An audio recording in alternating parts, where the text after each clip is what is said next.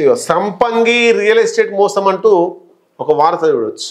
Real estate సంపంగి అంటూ ఎక్కడ సంపంగి పేరు మీద ఉన్నా అక్కడ కొంత వాస్తవాలను దాచిపెట్టి అక్కడ కొంత ఫ్రాడ్ చేసేటువంటి అవకాశమే కనబడుతుందట. రియల్ ఎస్టేట్ వ్యవసాయం సేవా కార్యక్రమాల పేర్లతో ఆకర్షణీయంగా ప్రచారం చేసుకుంటున్న Sampangi reality and infrastructure private limited ఓ భారీ భూమోసం గుట్టురట్టు అవుతున్నట్టు స్థానిక వర్గాలు చెబుతున్నాయి. ఉమ్మడి మెదక్ జిల్లాలోని నారాయణఖేడ్ వద్ద సుమారు 415 ఎకరాల భూమిని కొనుగోలు చేసినట్లు ప్రకటించి వాస్తవానికి రాళ్లు గుట్టల మధ్య 2-3 చెట్లు నాటి ఫార్మ్ ఫ్లాట్లు చూపిస్తూ వందలాది మంది రైతులు, ఐటీ ఉద్యోగులు, ఎన్ఆర్ఐలను లక్షల్లో పెట్టుబడులు పెట్టించేలా చేపిస్తుంది. పైగా గంత భూమి ప్రభుత్వానికి చెందినదే అయిండొచ్చన్న అనుమానాలు బయటకు వస్తున్నాయి. అయినప్పటికీ సంస్థ పై చేయి నుంచి సొంత ప్రకటనలు చేస్తూ రైతుల మధ్యతరగతి ఉద్యోగులు, ఎన్ఆర్ఐలను ఆకర్షించడంలో సఫలమవుతూ పెట్టుబడిదారుల కష్టార్జిత డబ్బులను దోచుకుంటున్నట్లు అనుమానాలు వ్యక్తమవుతున్నాయి. అయినా ఇప్పటివరకు ఆ భూముల్లో ఎంత భాగం సాగుకు ఉపయోగపడగలిగే స్థితిలో ఉందో స్పష్టత లేకుండా పోయింది. వాస్తవానికి రియల్ ఎస్టేట్ అభివృద్ధి పేరుతో సాగుకు పనికిరాని వృధా భూములను చూపించి కోట్ల రూపాయలు కూలగొడుతున్న సంపంగి reality and infrastructure private limited సంస్థపై పూర్తి ఆధారాలతో వరుస కథనాలు మేము ముందుకు తీసుకురానుంది హైదరాబాద్ మా అక్షర అవినీతిపై అస్త్రం. మొత్తం మీద ఇప్పుడు కొత్త మోసం వచ్చింది రియల్ ఎస్టేట్లో. ఎవరికైనా ఎంతైనా పెట్టుకుంటారు, 1 కోటి, 2 కోట్లు, 3 కోట్లు, 100 కోట్లు పెట్టి కూడా ఎకరం కొనేటువంటి పరిస్థితి. ఇప్పుడు తక్కువ ధరలో ఎక్కువ ఏదొస్తుంది అనేటువంటి చూస్తున్నారు. కాబట్టి ఏం చేస్తున్నారు ఇప్పుడు రియల్ ఎస్టేట్ వాళ్ళు?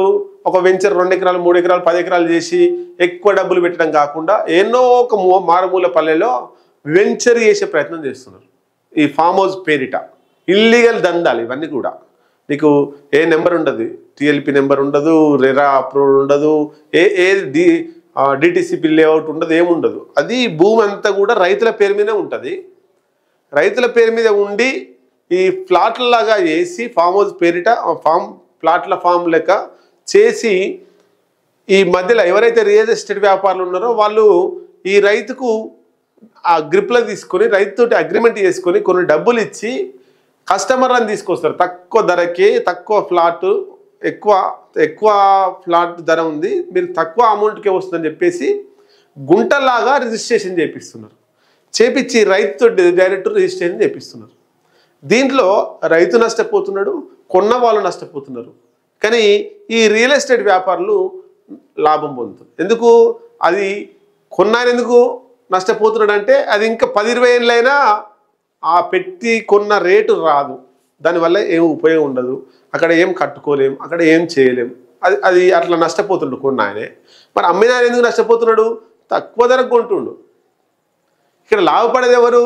కొన్నాయన నష్టపోతున్నాడు, అమ్మినాయన నష్టపోతున్నాడు. మధ్యలో ఎవరైతే రియల్ ఎస్టేట్ వ్యాపార సంస్థలు ఉన్నాయో వాళ్ళు లాభపడుతున్నారు. ఇట్లా రియల్ ఎస్టేట్ మొత్తం మోసం అంతా కూడా కొనసాగుతుంది. దానివల్ల కొనేవాళ్ళు చాలా జాగ్రత్తగా ఉండాలి. అమ్మేవాళ్ళు అసలు రైతులు గిట్టుబాటు అంటే ఎక్కువ రేట్ లేకుండా రియల్ ఎస్టేట్ అంతా పోయిందని చెప్పేసి తక్కువ ధరకే కొన్ని అడ్వాన్స్ ఇచ్చేసి మధ్యలో పెట్టుబడి లేకుండా మధ్యవర్తిగా డబ్బులు దొబ్బుకపోతున్నారు. వాళ్ళ పట్ల రైతులు, కస్టమర్స్ ఇద్దరు కూడా జాగ్రత్తగా ఉండాల్సిన అవసరం ఉన్నది.